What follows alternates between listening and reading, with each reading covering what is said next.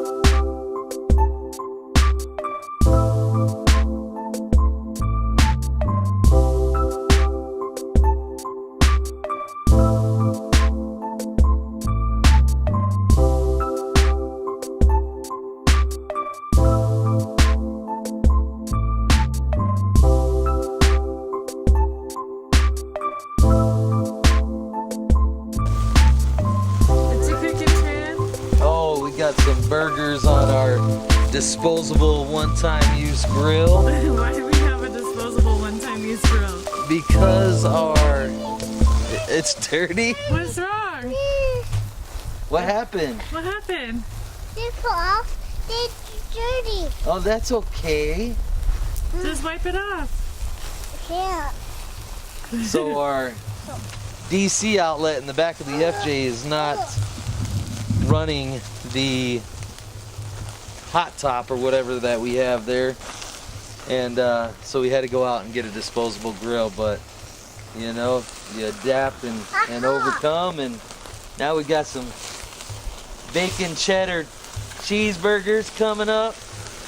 That's what happens when you don't test things before you go to use them. That's right. We should have tested it before. That's how we always left. battle test our equipment before we take it out. So, You want to tell everybody what happened before we left today?